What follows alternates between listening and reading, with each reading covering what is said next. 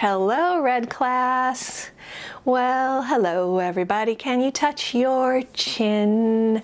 Touch your chin, touch your chin. Well, hello, everybody. Can you touch your chin? Touch your chin. Well, hello, everybody. Can you touch your shin? Touch your shin, touch your shin.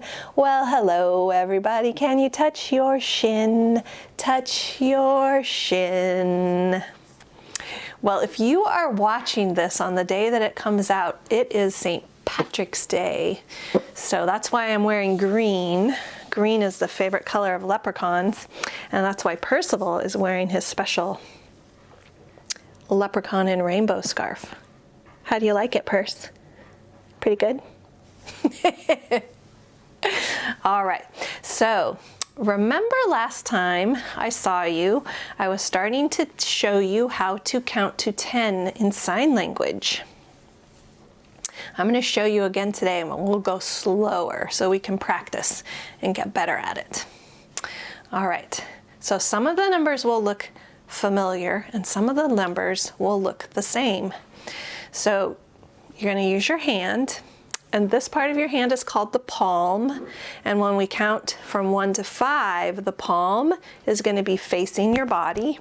And when we count from 6 to 10, your palm is going to be facing out. So let's get started. Turn your palm so it's facing you. 1. Well, that one looks the same. 2. Oh, that's familiar. All right, now get ready for 3. 3 is going to be different. 3. Now 4. Now 5. All right, now flip your hand over, and for 6, you're going to touch your thumb and your pinky together. 6. Next, you're going to touch your thumb and your ring finger. 7. Next, you're going to touch your thumb and your middle finger. 8. And guess what? Now you're going to touch your thumb and your pointer. 9. And next, make a thumbs up and wiggle it. That's 10. All right, let's practice. So your palm is going to face your body. 1, 2, 3, 4, 5. 6, 7, 8, 9, 10. Is my assistant getting a little silly behind me? All right, I'll teach you the song. 1 little, 2 little, 3 little leprechauns. 4 little, 5 little, 6 little leprechauns. 7 little, 8 little, 9 little leprechauns. 10 little leprechauns hiding their gold. 1 little, 2 little, 3 little leprechauns. 4 little, 5 little, 6 little leprechauns. 7 little, 8 little, 9 little leprechauns. 10 little leprechauns hiding their gold. Today our book is called The Leprechaun Who Lost His Rainbow by Sean Callahan and illustrated by Nancy Cole. In the soft drizzle that was falling on St. Patrick's Day, Colleen wished her grandfather good luck. He gave her a piece of red licorice, her favorite candy, and then he was off to the parade to play the bagpipes. Her grandfather had told Colleen that the notes he and his bandmates played were like colors on the air, colors only your ears could see. Playing music is like building a rainbow, he said. A little man I once knew taught me that. Her mom and dad were going to watch the parade from the window, but Colleen sat on the porch under her yellow umbrella. What if it rained so much that everyone went home and no one heard her grandfather's bagpipes? That would be a shame. His music was so beautiful and so sad, it made people smile and cry at once. To pass the time, she played a song on her green penny whistle, which had a tiny shamrock printed on it. Her grandfather had brought it all the way from Ireland. It was her favorite thing in all the world, and she never let anybody touch it. When she finished the tune, she took a bite of her licorice. Just then a little man appeared on the top step. He was a leprechaun. "I like your penny whistle," the little man said. "You play very well." Colleen started to say thank you when suddenly the leprechaun jumped into the air and took the licorice stick right out of her mouth. He dropped it into his hat. "Thank you," he said. "I'll be needing that, or my name's not Roy G. Biv. It's just the shade of red I'm looking for." Colleen was shocked. "What are you doing?" she shouted. "Give me my candy." The leprechaun frowned. "Your grandfather was much more helpful." "You know my grandfather?" Colleen asked. "Yes, we created a rainbow together back when he was a boy," Mr. Biv explained. Colleen was puzzled. Could this be the little man her grandfather talked about? Mr. Biv looked glum. "I've lost my rainbow again, and my gold is at the end of it. To be a leprechaun in good standing, I must have gold, so I need someone's help to build a rainbow." He paused. "That someone is you."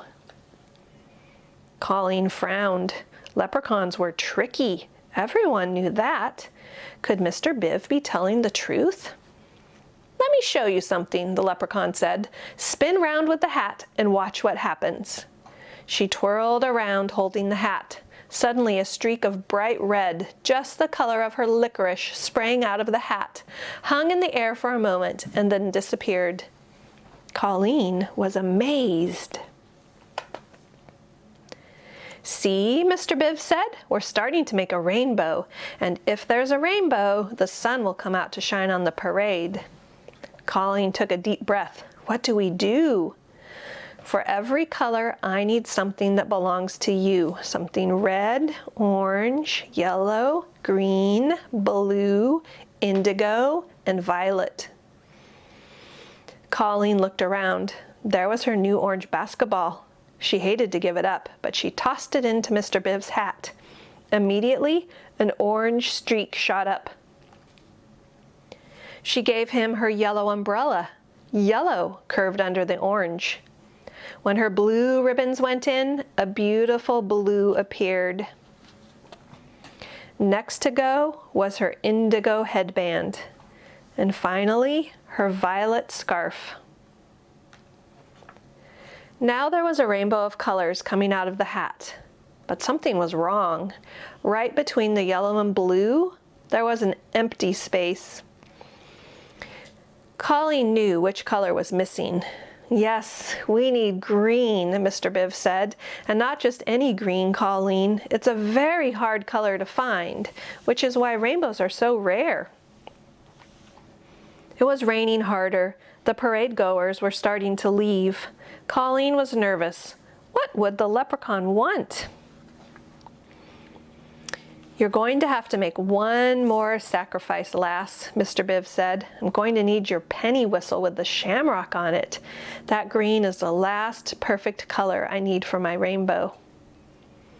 Colleen started to cry. "No," she said, clutching her precious penny whistle. "My grandfather gave it to me." "But Colleen, dear, if you give me the penny whistle, you and I can make the sunshine on this parade and on your grandfather," said Mr. Biv. Colleen held the penny whistle to her lips and blew one last sad note. She paused and then dropped the penny whistle into the leprechaun's hat.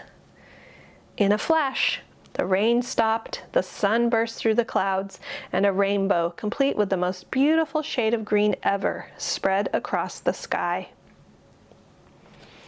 The parade goers gazed up in wonder, and Colleen's grandfather began to play the bagpipes.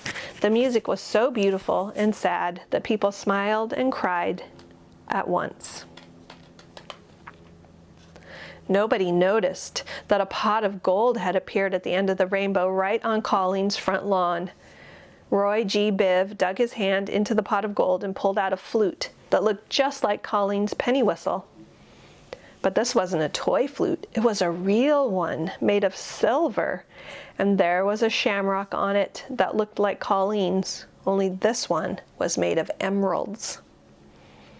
"Thanks for sharing with me," Mr. Biv said as he handed Colleen the flute, and with that, he and his pot of gold were gone.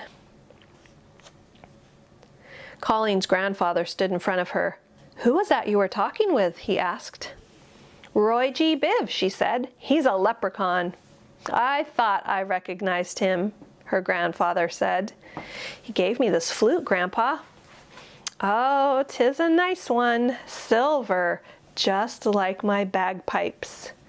What do you say we play a tune?" Together they played "When Irish Eyes Are Smiling."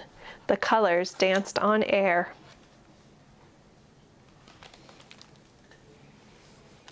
Where do you think Colleen's grandfather got his bagpipes that were silver? Wonder if it was from the same person who gave Colleen her silver flute. Let's sing our slippery fish song. Slippery fish, slippery fish, sliding through the water. Slippery fish, gulp, gulp, gulp. Oh no, it's been eaten by an octopus, squiggling through the water. Octopus, gulp, gulp, gulp. Oh no, it's been eaten by a tuna fish, flashing through the water. Tuna fish, gulp, gulp, gulp. Oh no, it's been eaten by, a great white shark, lurking through the water. A great white shark, gulp, gulp, gulp. Oh no, it's been eaten by a humongous whale, spouting in the water. Humongous whale, gulp, gulp, gulp. Burp. Excuse me. All right, so we have been mixing together colors to find out what new colors we can make. And so far we've mixed together yellow and red, and we've mixed together blue and red. Now we're going to mix together blue and yellow to see what new color we can make. And you can do this with water, like I'm doing it. You could do it with paint, you could do it with Play-Doh, whatever you have that you can mix together that is blue and yellow. And once again, I'm not going to do it on camera because I want you to find out what new color can you make if you mix together blue and yellow. Let me know what you find out. I hope you like rainbows because we're doing a lot of things with rainbows this week. One thing you can do is go on a rainbow scavenger hunt. So maybe your grown-ups can print this chart out for you from the computer, or they can make you a chart like this. And each square has a color in it, the name of a color: red, orange, green, blue, purple, black, brown, and white. This one says yellow, and I haven't filled it in, but to help you know what color to look for, you can color in the circles on this scavenger hunt form, and then take this outside with you and start looking around. And when you see something that is red, you can mark off the red. What do you think you might see the outside that is red? A flower maybe, or a car, or a wagon? And let's see, if you see something yellow, you can check it off.